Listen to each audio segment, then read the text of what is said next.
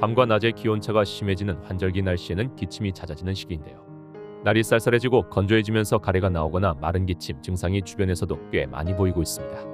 일상적인 기침이라 생각하고 방치하는 경우가 많은데요. 금방 괜찮아지겠지 가볍게 생각해 넘겼다가 실제로 폐암, 폐렴, 기관지염, 기관지 확장증과 같은 질병으로 변할 수 있다는 사실 알고 계셨나요? 기침을 절대로 가볍게 넘기면 안 되는 이유는 실제로 폐암의 전조 증상이 바로 기침이기 때문입니다. 그래서 오늘은 환절기에 찾아오는 기침과 가래를 싹 없앨 수 있는 음식 3가지에 대해 알려드리겠습니다. 오늘 말씀드리는 방법대로 드신다면 전식이 있으신 분들도 완화되는 효과를 얻으실 수 있을 겁니다. 기침과 가래에 좋은 음식 첫 번째는 무입니다. 무는 냉장고에 항상 대기 중인 식재료라 할 수 있을 정도로 한국인의 식탁에는 자주 등장하는 국민 채소인데요. 옛날부터 무는 천연소화제로 알려져 있을 만큼 소화에 굉장히 좋은 음식입니다. 실제로 소화 요소가 풍부하게 들어있기 때문인데요. 근데 무는 사실 소화뿐만 아니라 기관지 건강에도 굉장히 좋습니다. 바로 시그리닌이라는 성분이 들어있기 때문인데요. 시그리닌은 무의 독특한 쏘는 맛을 내는 성분인데 이 성분이 바로 기관지의 점막을 보호하고 강화하는 역할을 합니다. 기침이나 기관지의 통증을 완화해주는 역할도 하고 있어 목감기에 걸렸을 때 물을 먹어주는 것이 도움이 되는데요. 단순히 생으로 드시는 것도 좋지만 생으로 드시기 부담스러우신 분들은 물을 채 썰거나 갈아서 병에 담고 꿀을 채워 3일 정도 숙성시킨 뒤에 무꿀즙으로 드셔도 기침과 가래에 좋습니다. 두 번째는 연근입니다.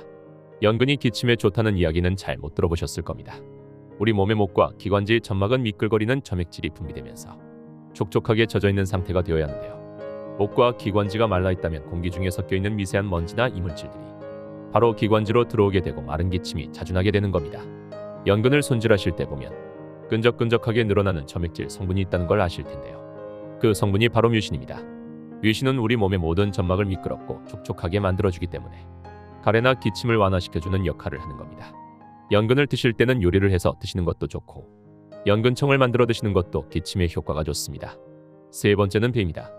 배는 이미 많은 분들이 아시다시피 기침과 기관지에 좋은데요.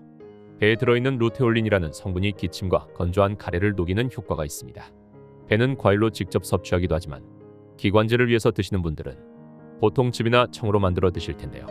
실제로 맛이 좋아 기침이 잦은 어린아이들도 섭취하기 편한 과일입니다. 천식 환자의 경우 배즙을 꾸준히 섭취하면 천식이 완화되는 효과가 있죠. 배는 도라지와 함께 배도라지즙을 드시거나 처음에 말씀드린 무와 함께 청으로 만들어 드시면 효과가 더욱 좋습니다. 날씨가 선선해지면서 찬바람이 불면 기침과 가래가 증가하게 되는데요. 무조건 기침을 참는 것이 좋은 것은 아니기 때문에 단순히 증상만 완화시켜주는 약품만 드시는 것은 추천드리지 않습니다.